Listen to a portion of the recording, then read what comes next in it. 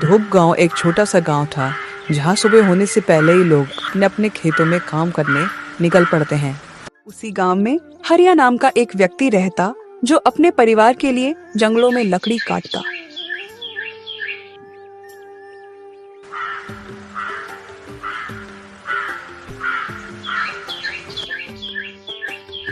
अरे हरिया भाई, किस सोच पड़ गया आज? लगता है काम करने का मन नहीं है। कुछ नहीं महेश भाई, बस ऐसा ही सोच रहा था। कुछ बात जरूर है, वरना इतनी गहराई में तुम सोचते नहीं। मैं बस गांव के बिजली के बारे में सोच रहा था। पूरे दिन खेतों में काम करो और रात के अंधेरे में अपने परिवार के साथ रहो। न दिन का पता चलता और न रात का। ये बात तो तुमने सही कहा हरिया भाई। जब दूसरे गांव में भी बिजली आ सकती है तो हमारे यहाँ क्यों नहीं? बस अब और नहीं, हमें इस गांव में बिजली लाकर रहना होगा।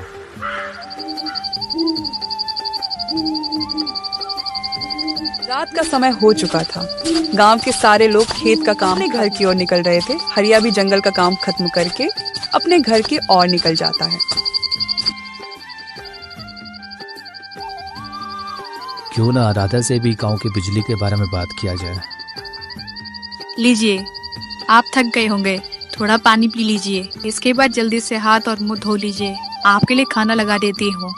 तुमने सही कहा राधा, दिन भर जंगलों में लकड़ी काट कर बहुत थक गया हूँ। मोनू कहाँ है? दिखाई नहीं दे रहा। क्या उसने खाना खाया? जी, खाना खाकर अपने दोस्त के घर पढ़ाई करने गया है। अभी थोड़ी देर में आता ही होगा। यह कहकर राधा वहाँ से चली जाती है। मैं सोच रहा हूँ क्यों न कल जाकर सरपंच से गांव की बिजली के बारे में बात करूँ।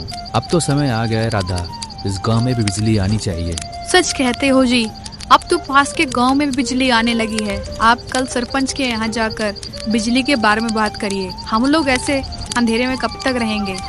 तो ठीक है, कल सुबह होते ही गांव के लोगों के साथ जाकर सरपंच जी से बात करेंगे। सुबह होते ही हरिया और उसके गांव के कुछ लोग सरपंच से बात करने के लिए निकल पड़ते हैं।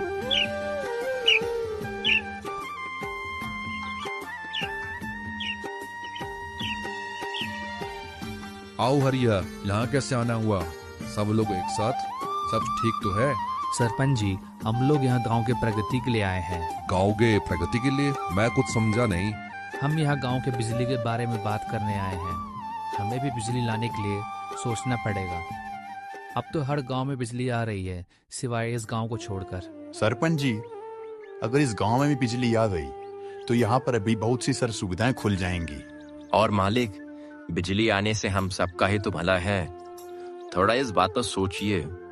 सरपंच ने गांव वालों के बात को बड़े ध्यान से कुछ देर सोचा और कहा, ठीक है हरिया, अगर तुम लोग साथ दो तो मैं शहर से एक अधिकारी को बुलाता हूँ।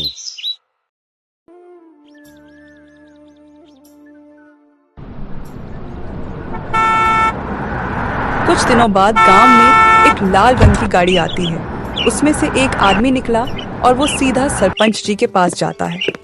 वह शहर से आया हुआ बिजली विभाग का अधिकारी है जो कि पूरे गांव में सर्वे करने आया। गांव के सभी लोगों से कुछ देर तक बातचीत करने के बाद अधिकारी बोलता है, मुझे यहाँ सरपंच जी ने बिजली के सिलसिले में आप लोगों से बात करने के लिए बुलाया है और मैं यहाँ आकर गांव के कुछ लोगों से बात भी की। अगर आप गांव वाले मिलकर काम करें और थोड़ी बहुत जमीन तार खींचने के लिए और खंबे लगाने को दे तो बिजली आ सकती है। आपको हम सबसे जितनी जमीन चाहिए आप ले लें और काम शुरू करें। पूरा गांव आपके साथ है। उसके अगले दिन से ही गांव के लोगों ने एकजुट होकर काम शुरू कर दिया। जमीनों में बिजली के खंभे लगने लगे। गांव में सभी लोग बहुत खुश थे। गांव में हर तरफ बस बिजली के बारे में ही चर्चा हो रही थी। अब तो सिर्फ बिजली आने का इंतजार है। बस जल्दी से बिजली आ जाए गाँव में। तुमने ठीक कहा गोपाल भाई, रात को हमारे बच्चे अब आराम से पढ़ाई कर सकेंगे। गांव में बिजली का काम देखकर मैं बहुत खुश हूँ। अब बस जल्दी से बिजली का काम हो जाए और लाइट आ जाए। बस कुछ दिन और शिल्पा, फिर हर घर में बिजली आएगी। अब हमारा गांव भी औरों गांव की तरह रात को जगमगाएगा। बिजली आने के लिए पूरा गांव बेसब्री से इंतजार कर रहा था। तभी कुछ बाहरी के लोगों ने गांव में अफवाह फैलानी शुरू कर दी। जमीनों में बिजली के तार बिछने से जमीन खराब हो जाएगी। यह बात जब गांव वालों को पता चली तो पूरे गांव में डर का माहौल बन गया। हम गांव वाले क्या सुन रहे हैं? बिजली के तार और खंबे लगाने से हमारे खेत के फसल खराब हो जाएंगे। क्या ये सच है? भाइयों, ये अफवाहें हैं। हमें डर कर पीछे नहीं हटना चाहिए। बिजली हमारे बच्चों का भविष्य है। हमें एक साथ मिलकर काम पूरा करना चाहिए। आपने ठीक कहा। हम लोगों को ऐसी बातों पर विश्वास नहीं करना चाहिए। अब हम पीछे नहीं हटेंगे और काम पूरा करेंगे। कई दिनों की मेहनत के बाद बिजली का काम पूरा हो चुका था। सड़क के किनारे खंभे और स्ट्रीट लाइट लग चुके थे। आखिर वो दिन आ गया जब गांव में पहली बार बिजली आने वाली थी। देखो हमारा घर रोशनी में कितना अच्छा लग रहा है। तुमने सही कहा। ये सिर्फ रोशनी नहीं है, ये तो हमारे सपनों की शुरुआत है।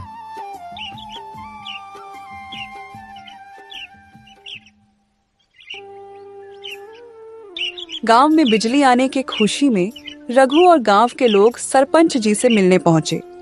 आपका बहुत धन्यवाद सरपंच जी। आपने हमारे एक कहने पर गांव में बिजली की समस्या खत्म कर दी।